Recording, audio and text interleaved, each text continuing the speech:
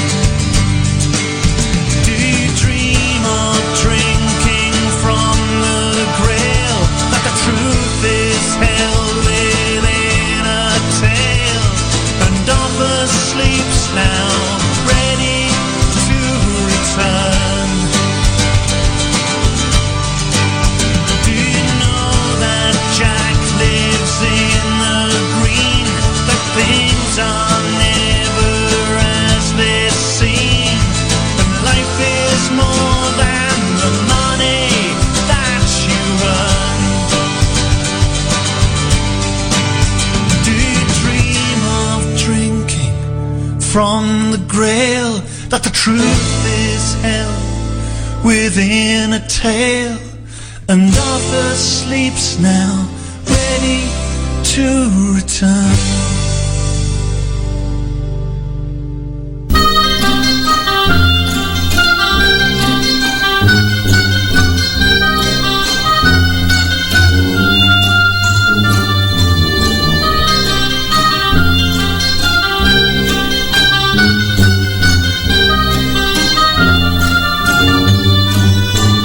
Welcome to Stirring the Cauldron.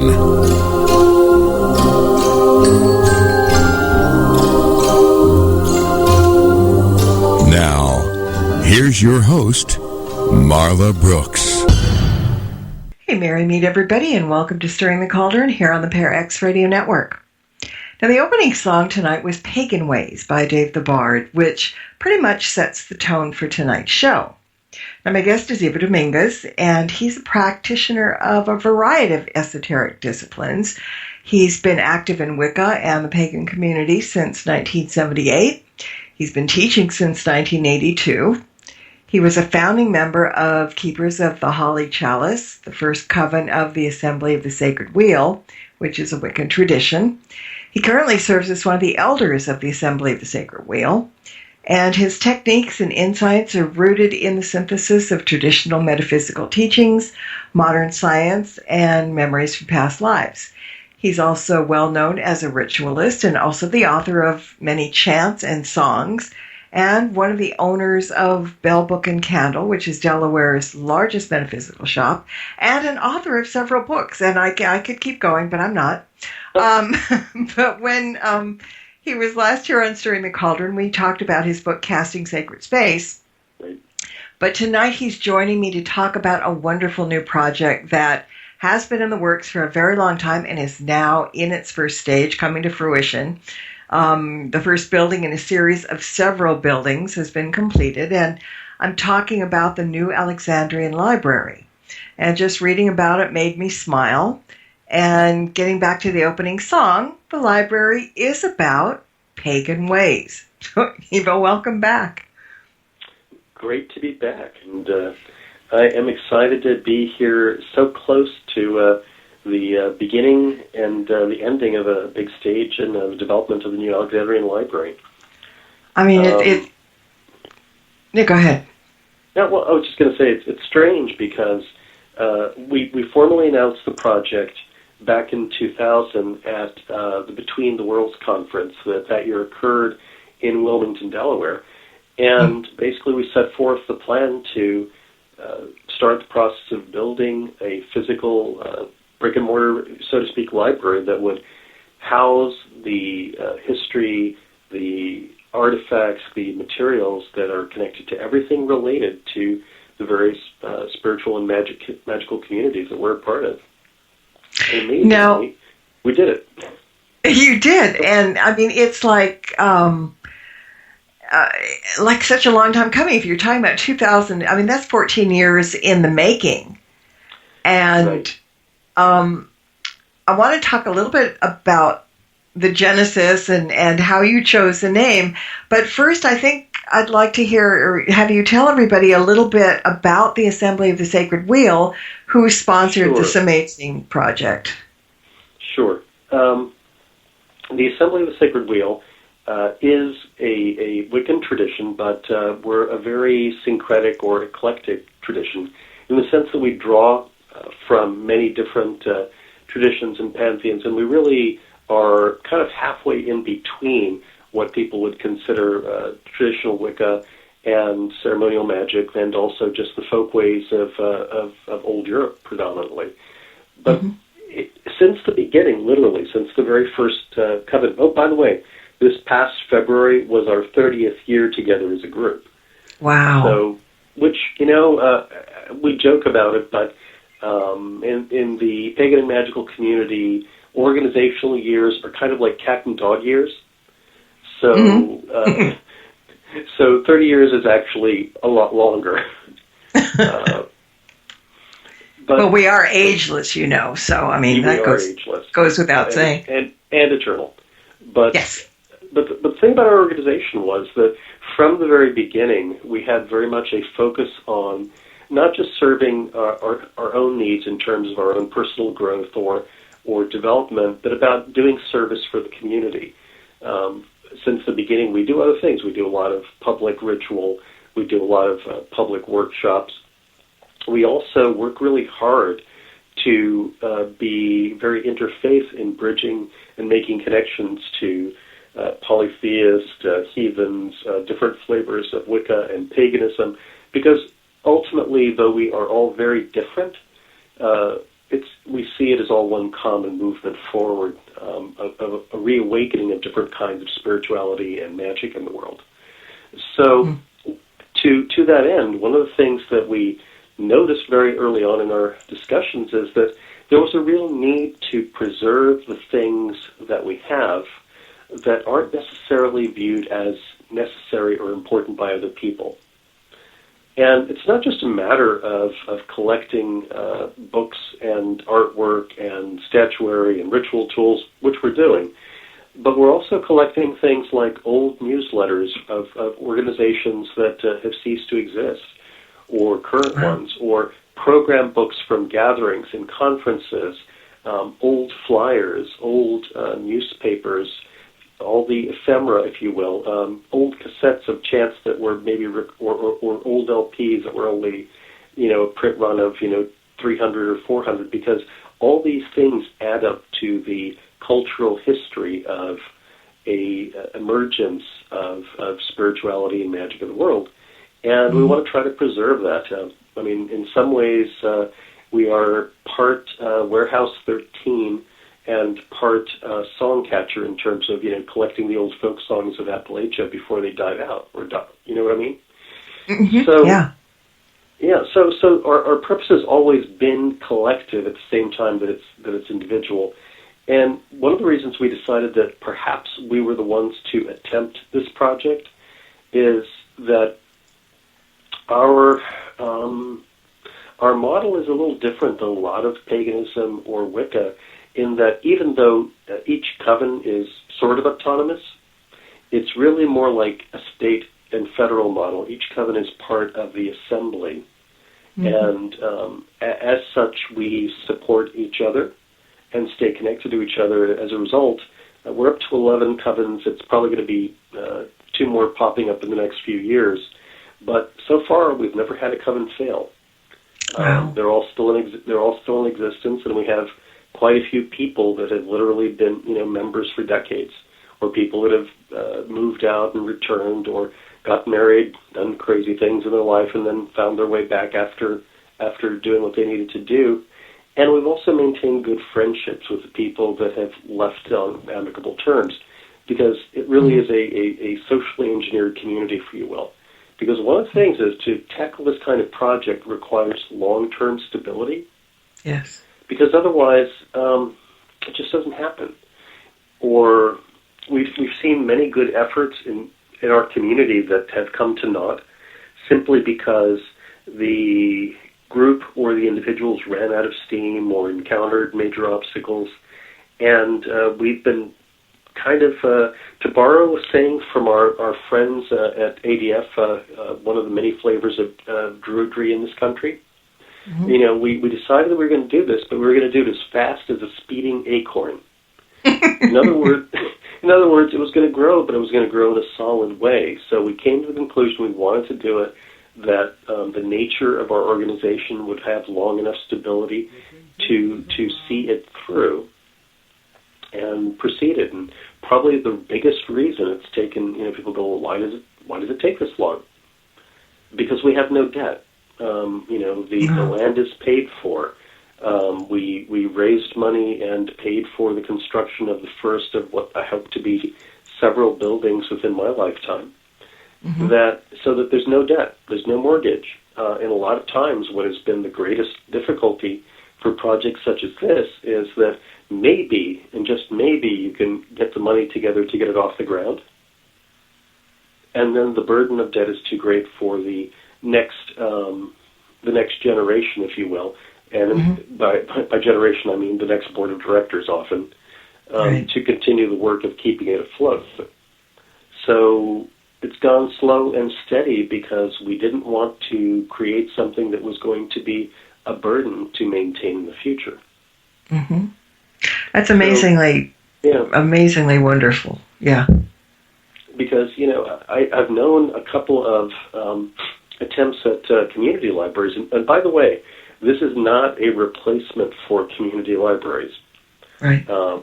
I will be absolutely ecstatic if there is a surge of local pagan, magical, metaphysical libraries all over the place. Mm-hmm. Because one of the things we hope to be able to do in the future also is pagan intra-library loan. Wow. Because, and I think that's something we will eventually need. Mm-hmm. The library also serves another thing. Are you familiar with Cherry Hill Seminary? No, fill me in. Well, it's been ongoing for quite a number of years now. It was originally started by Kirk White and has gone on long past his involvement. But it is a ongoing attempt to create a actual accredited Masters in Divinity with a pagan focus. Huh.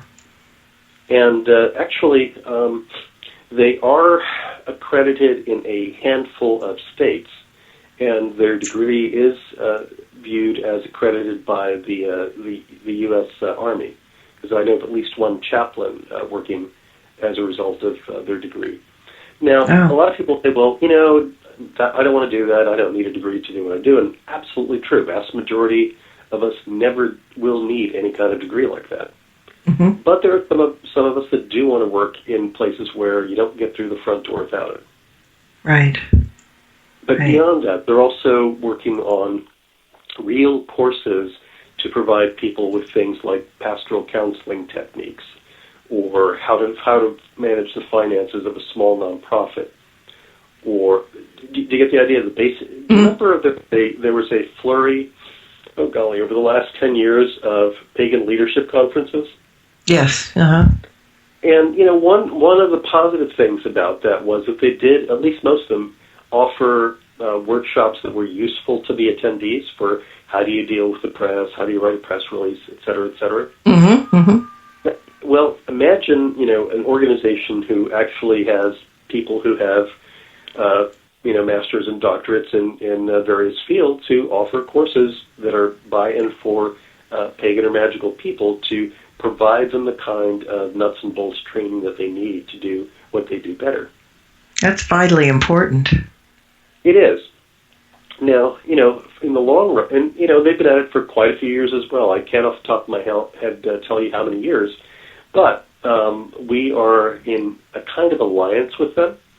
In the following, one of the things that's required for them to be fully accredited, and that matters to some people for a variety of funding reasons or job reasons, you have to be able to point at a brick-and-mortar library somewhere and say, that's our official library for our students.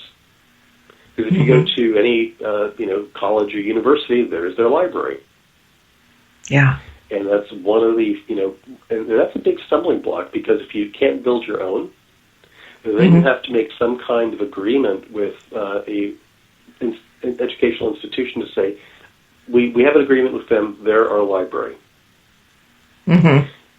And they usually expect you to pay a hefty fee per student. Well, at that and all the red tape you need to go through. Quite a bit. So one of the things we said to them early on is that you can use us as part of your process. We will be your official go-to library. Nice. And, and it looks like we'll probably be ready to help them by the time that they're at that stage of their development. And that's just one, it's just one of many things that we hope the library will do, because, a lot of times people say, well, do we really need this kind of thing in the day of the Internet? Yep. And, yeah, we kind of do, because there are some things that, for example, and by the way, people ask, well, do you have paid staff? And the answer is no. Would we like some? Absolutely, if we ever have the funding for it. It's in the plan, and we hope to have it someday. But in the meantime, we have a variety of people whose day job is being a librarian. Some of them at institutions of higher learning. So we'll have a lot of volunteer help initially. But one of the things is that when you are cataloging, when you are cross-referencing, when you are trying to do research, if you go to a mainstream library, even a good academic one, if you can, get into one of the local universities or whatever, the problem is the people looking at the material don't know how to catalog it, or they catalog it very generally, because since they don't have a knowledge of the material, they don't know the nuances of how somebody would search for that particular thing. Mm-hmm. So part of it is that, and the other bit is that, well, can't I just leave my collection of newsletters or papers or autographed copies of first editions of whatever to Princeton or to my local state college or whatever? And the answer is absolutely you can, and if that is your will and desire, go for it.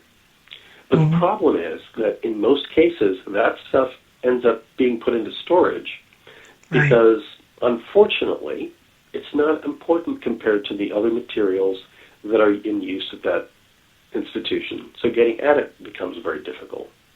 Mm-hmm. Very good point. Or thrown away. I'm not sure too many people will want to take the time. For example, we have numerous boxes of old newsletters that are, some of them are mimeographs, some of them are older still and are on newsprint. Those have been moldering in people's attics or basements, and one of the things that we're going to be doing is attempting to restore and scan as much as we can. Mm-hmm. And people go, well, how can you do that? You don't have the resources. Like, you know what? You don't have to. We're already talking to a local university about having a possibility of having interns from their restoration department look at our materials and do that as part of their classwork. Mm-hmm. So, but that kind of material is important to us, but not necessarily to the rest of the world, at least in exactly. this stage of development. Well, and the other thing, too, is it's not focused on one particular path. I mean, no, not at all. I think it's important to mention that the library will be collecting materials from all religious traditions. I mean, focusing Absolutely. on spiritual, mystical writings. Interfaith is probably a good word to use. It really is. And that has always been our goal. If it is, and actually we have a big pile of books on Judaism that recently came to us as part of someone's bequest. We have a lot of books on Catholic theology that have been left to us as well. There's a really good collection of Hindu books that were left to us by Black Lotus, Len Rosenberg, of blessed memory, who passed away a number of years ago. Mm-hmm. So basically, we don't see any distinction. If it is the spiritual, the mystical, or the magical part of a tradition, then it absolutely is prime material for our shelves and for whatever can be digitized and become available elsewhere. And that's the other thing. Can't I just get it on Kindle? Well, you know what? The only things that are going into ebook or Kindle or whatever format you prefer are the ones that have a huge financial push to make them available. Mm-hmm. It takes labor to turn old material that's never been in a word processor into an ebook. Yeah. And that's the kind of thing that's a labor of love. Mm-hmm. Oh, absolutely. And in mentioning the internet, I mean, eventually, from what I read on some of the pages, that there will be lots of stuff available on the internet. But as you said, certain things, and certain things cannot be reproduced that simply. It's something that you need to tactily see, with your own eyes in person. But for those who can't make it out to Delaware, they can also share in the library. Now, the name, New Alexandrian Library. Yeah, why was that chosen? Oh, well, to be brutally honest, have you ever sat around with a bunch of friends talking late into the evening and things just get a little bit more and more out of hand? Yes. Well, I don't know too many people that are likely to be listening to your show that, if they know the story of the original Great Library of Alexandria, don't get angry or sad about its destruction. Okay. So that in a way, and this was obviously years and years before the movie Agora had come out and people had learned more about it in a public way, but the idea of once upon a time there was a place where a vast percentage of the world's teachings were gathered in one spot.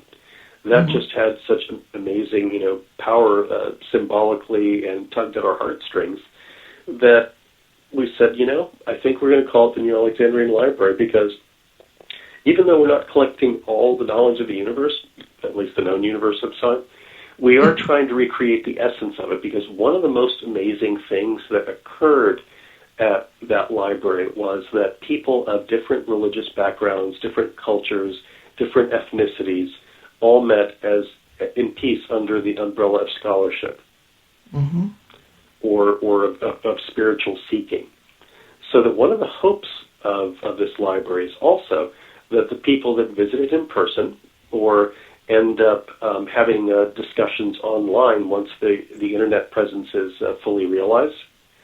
I have no doubt that there will be forums and discussions related to the library, not just inquiries about do you have or can you look this up for me, and that we will have an exchange of ideas that will spark, I hope, understanding between different systems of spirituality and religion, and also spark creativity. By the way, just as a bit of trivia, the whole idea of the card catalog was invented at the original Alexandrian Library, the Great Library of Alexandria. Mind you, there were little bits of clay and wood, but the idea of systematizing and categorizing so that people could find their way through the shelf upon shelf upon rack of scrolls or artifacts was an important thing, and that's part of what came to us. Was we want to have the essence of that kind of collegial. We're all here to learn and to share, and that's part of the mentality of this. And I've had a couple of times my Christian friends, be pleasantly surprised when they discover that their materials are welcome too. Because we do have to draw a line at some things. For example, if you are out there and you are willing to fund it, we will change our direction a little bit. But for the time being, we don't need your books on organic chemistry. Because people say, well, why aren't you going to have all sorts of knowledge? Well, there are plenty of other places at the moment that are collecting that kind of knowledge, but what's underserved is this specific kind of knowledge. So we only have so much money, and so much energy available, so that's what we're focusing on, because it is an underserved need within our community. If we have the money for it, I'll tell you the sidelines that we're already going to include. Can you talk about any of the time periods or beliefs about these things without having a bit of history? Not really. So we will have, information that is not directly magical or spiritual or religious, but that are historical, because you have to understand the context of material in order to fully grasp it. So sure, there are other things that, and we're certainly going to include, poetry and music and art, which is equally important, though not technically information or knowledge in the normal sense of the word. But necessary, I think. But absolutely necessary, because a good library of the modern era, as was true in the original Great Library of Alexandria, was as much a museum as it was a repository of simple books and materials. That's why I was mentioning things like music or poetry. And there are a number of artworks that have already been donated, and others that have been promised in people's wills and bequests. So that, for example, if I could, if all goes well and I'm waving my magic wand and staring into my crystal ball, then, and by the way, longevity runs in my family, so I've got a lot of decades. So I expect. So I expect in the future that we'll have additional domes, and I'll explain why domes in a bit, or other structures connected on the property together, and at some point perhaps one will be nothing but art, and perhaps one will be nothing but ritual tools and robes, because you would be surprised, we've already had a number of amazing ritual tools, old Masonic and Eastern Star robes donated to us, amazing things that. So that you know, I like to imagine big and then be practical, and that's why we're doing the way we're doing it. But you know, it wouldn't. If I had my druthers before I die, it'll look like a miniature version of the Smithsonian system, in that each little building will have its own special focus. Yeah. But at the beginning, we have a building. It's a pretty decent sized building. And was it something like 3,000 square feet, right? Yeah, and you know, and people don't have a really good way of knowing what that looks like in their head unless they've gone through the process of, you know, setting up a business or laying out a house from scratch. But that's actually a fair chunk of space. Yes, it is. It is. Because lots of us, I mean, I grew up in a house that was 900 square feet. So, you know, all this... Pretty standard. Yeah, and so just imagine, you know, going to 3,000, that's big. 3 houses worth. At least, yeah. Big. Minus the garage or two, yeah. Well, and we're not using any space on, you know, there's bathrooms but no showers, there's no kitchen. You know what I mean? It's spaces, right. All the space is devoted to this work. Now, people say, well, why a dome? Well, don't they leak? And it's like, how about this? Regular geodesic domes, which, by the way, I live in one. That's where my home is. Nice. It requires extreme, rigorous care to shingle them properly so they do not leak. This is not, but the library is actually a single piece. It is a concrete dome that sits on a concrete slab. They're pretty much, and then coated with a exterior, you know, thick membranous coating on top of the fact that it's all concrete. Domes are remarkably physically strong structures. They shed snow, the wind blows around them. Do you remember that lovely hurricane called Sandy that kind of tore its way up the coast of the East Coast? Oh, yeah. Well, this was kind of like perhaps a proof of concept for us, and it was a really good thing that we had chosen this particular structure. The eye of Hurricane Sandy came within like 3-4 miles of the dome after it was built but not finished on the inside. Oh, wow. And we suffered no damage. Concrete domes are really strong and really fireproof. And because it's a concrete dome sealed onto a concrete slab, the first floor is polished stained concrete, which looks really pretty but is very practical. It also makes it hard for vermin to get in, and there's no issue with termites. And it was quite a bear to build, and the poor contractor had to struggle with lots of technologies that were not standard. But the outcome is you have a really, really tough, strong, long-lasting structure, which will save everything that's in it. In the long run, and in the long run, that's the important thing. And you know, the building. Oh, the building itself is also, you know, it's not extravagant, but it's attractive because that matters. You know, people need to feel that the materials are being treated with respect. We have things that have been left to us by a variety of individuals that are already in our possession, and we also have things that are going to come when they pass that need the respect of artifacts that are from our current several generations of magical people, but also, you know, we have with papers a small little, you know, statuette of Bass that's, you know, from Egypt, over 3,000 years old, and you know, we have the papers to prove it. That needs to have a proper space.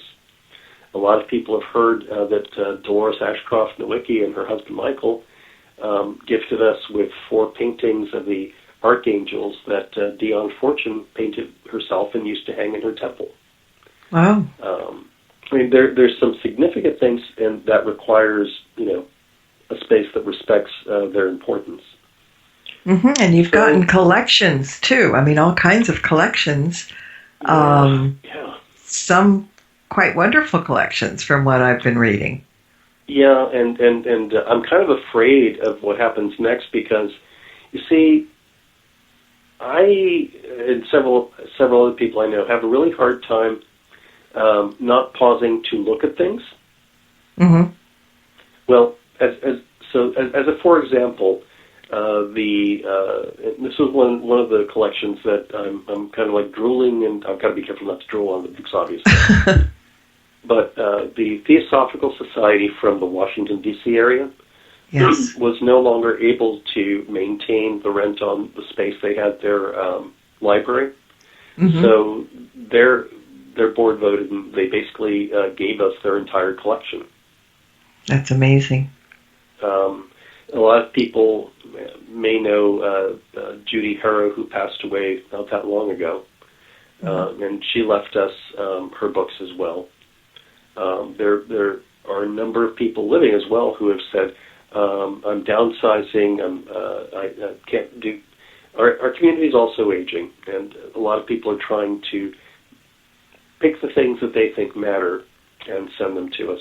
We've been really hesitant up till now to take donations of materials unless it was a situation that the person has passed or the person was in a situation where they literally could no longer hang on to stuff. Mm-hmm. Because we've had so much in storage for so many years. Yeah. But, now that will change. But the next step is going to be starting to unpack everything. Mm-hmm. And we're thrifty and we lucked out. We just got quite a large number of shelves.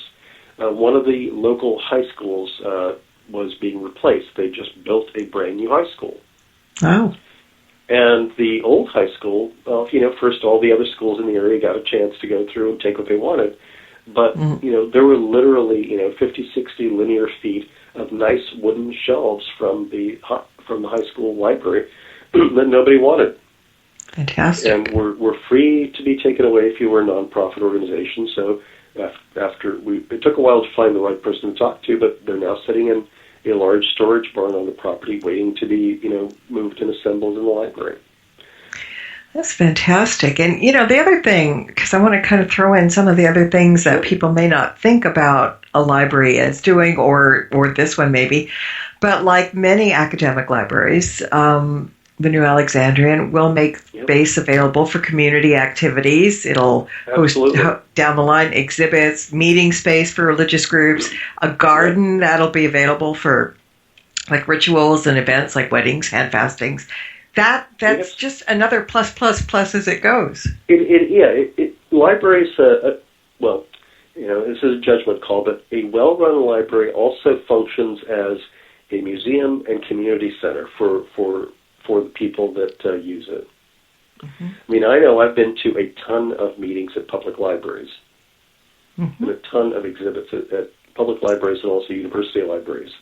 Right. And something that the listeners may not know, the library itself right now is sitting on about 30 acres that it owns completely outright. They belong to the library. But it's actually part of a larger property. It's a little over 100 acres. Oh. And where, there are 3 households that live on the rest of the land. Okay. And as we kick off, we will be, the rest of it will eventually all be owned by the library. But currently it's 30 acres.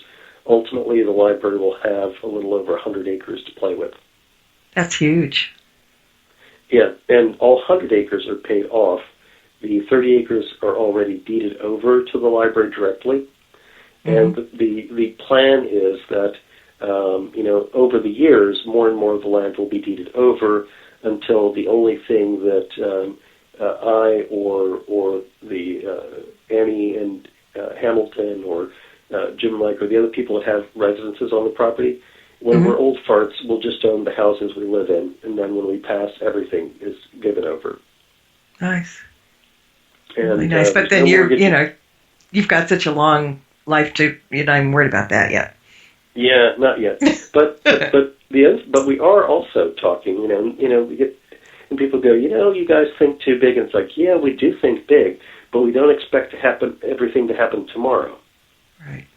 And we don't give up. But one of the things we've talked about is, long before we've passed on, to since we have the room, put up a couple of little cabins for people that are visiting. Mm-hmm.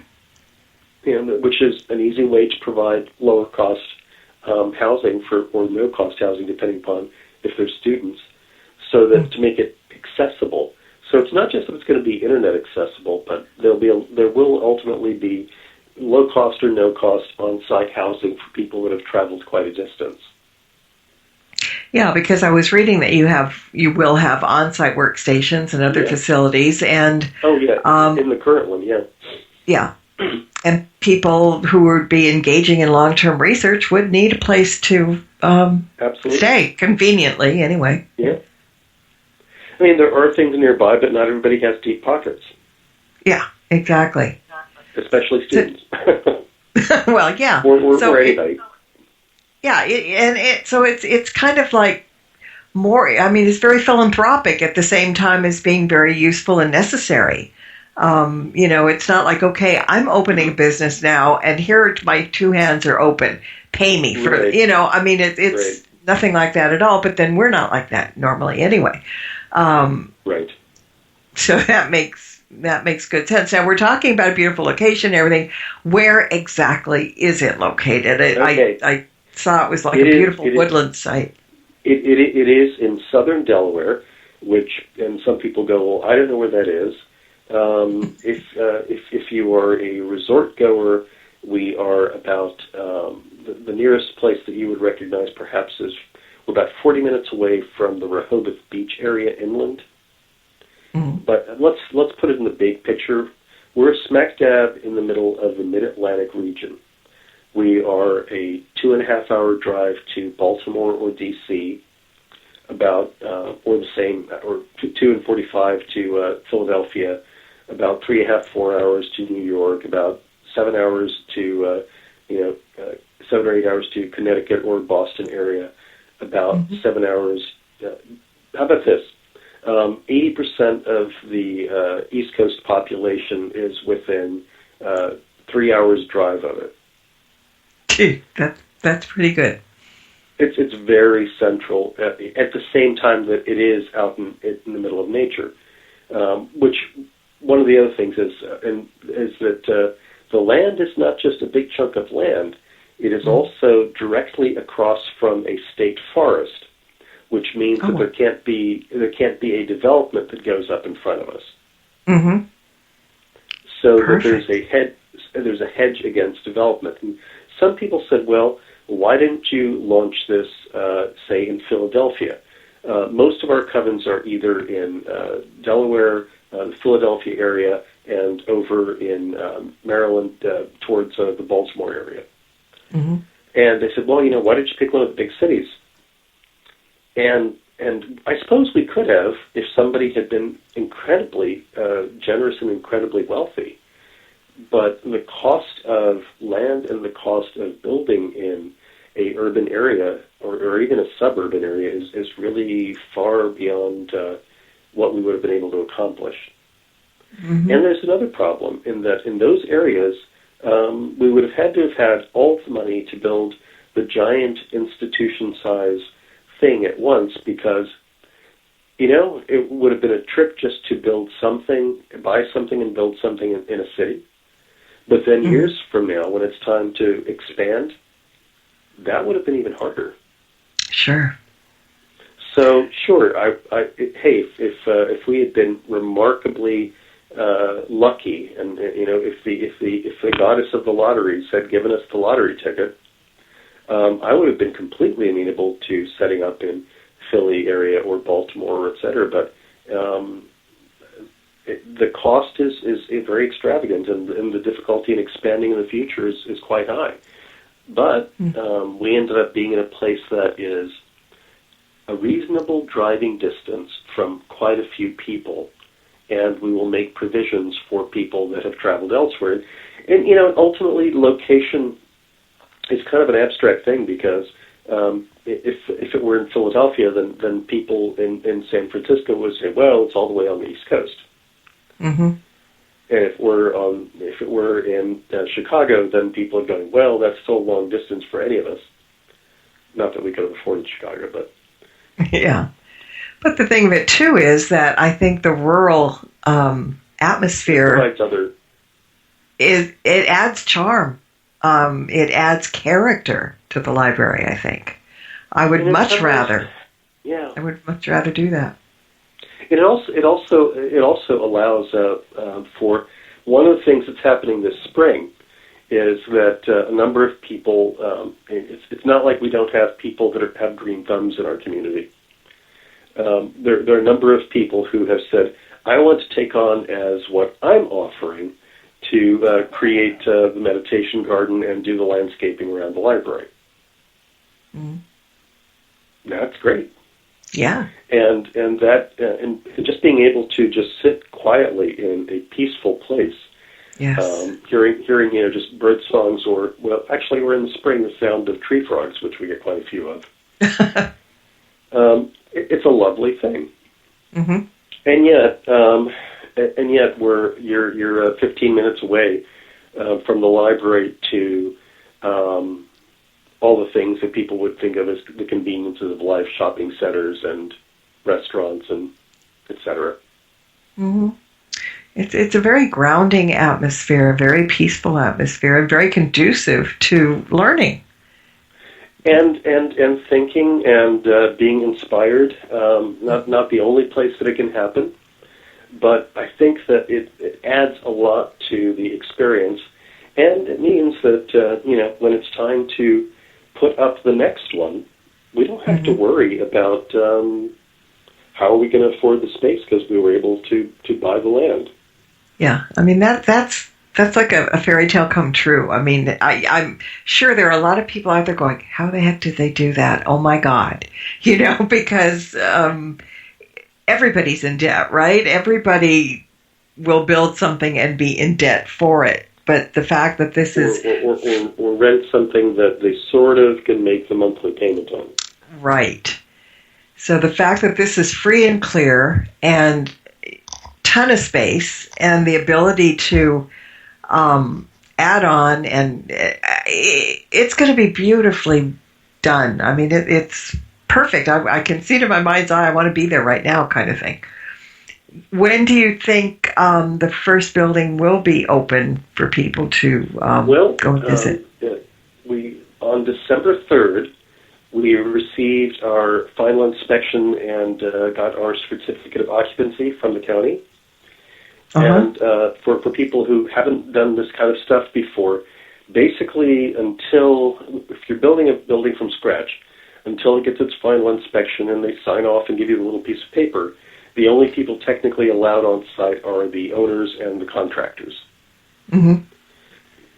We have that. We have passed inspection. The building is done. The contractor received the last check that he gets last week. So now we begin the unpacking process, the assembling the shelves, etc., the moving in of computer equipment. We've already had a couple of computers that have been donated to us. And by the way, because there's always people going, well, yeah, what kind of computers did they donate? The computers are 2 years old, which is not cutting edge, but they're not crap either. Right, exactly. You know what I mean? It's funny. There's one or two people who've already been through it that are local-ish, and a few more that have indicated, hey, I'm going to be off for a few days during the holidays. Can I pop by and take a look at it? And so we're beginning to arrange walkthroughs, even though there's really not much to show yet other than piles of books in boxes. Mm-hmm. And some people are like, wow, this is so huge. Other people are so small. Some people look at the initial equipment and go, well, is that all you have? And it's like, yeah, for now. Mm-hmm. But I guess what I'm saying is that there'll be a soft launch in the sense that sometime spring of 2015, we hope to officially say this is when the door opens officially.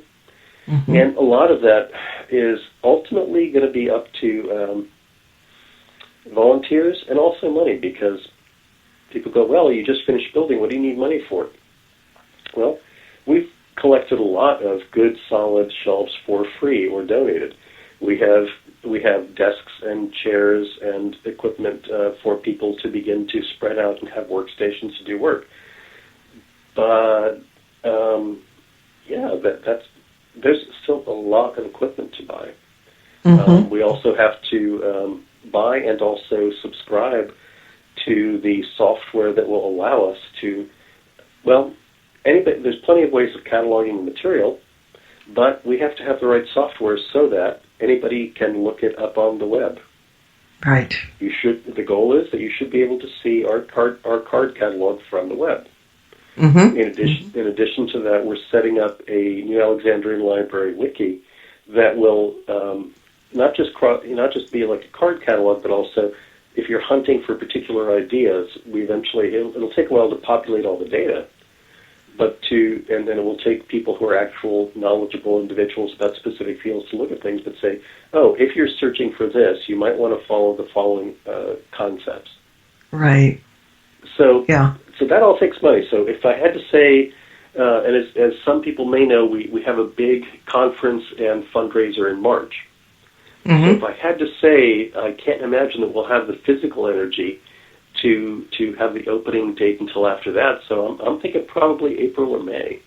Mm-hmm. Well, the fundraisers are great, and since we're running out of time on that happy note, where can people go to a website to find out more about the library or perhaps donate?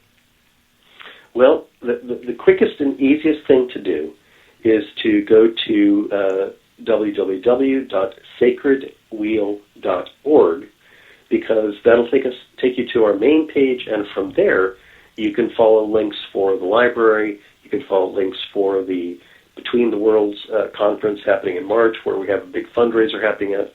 There's also a link there for an Indiegogo campaign that is running right now. But that's the main page for the moment. One of the things that will happen by the end of next year is that there will be a freestanding website for the library as opposed to it being under the Assembly's website. Mm-hmm. And at some point next year, when it's actually up and running, we will also be creating an advisory board of people that are not part of our organization, because ultimately, as this grows over time, though we may be the solid core of infrastructure and stability that keeps it going, it really is a community project. So we're going to have advisors, an advisory board of people from many different traditions. Mm-hmm. But www.sacredwheel.org for now. It all sounds wonderful, and really do keep us posted on the process and what's going on and the fundraiser and everything that goes along with it, because I really think this is something that is very necessary for our world, and it's going to be something that hasn't been done before in this type of way, and I think it's vitally necessary, and thank you for doing it. I mean, I don't know what else to say, but this is our tradition is about 120 people at this point, and many of us have been here since the beginning, and we've been, it's a large number of people that have been working really hard to bring us to this point. Well, I'm so glad you were able to come on tonight and talk about it. I'm glad you dropped me a note about it to begin with, and hopefully we'll get the word out, and people can not only hear about it, but they can go and visit, hopefully in the spring, and see all the new things that are being built from that time on. So thank you again for joining me tonight. All right, everybody. And thank you all for listening in as well.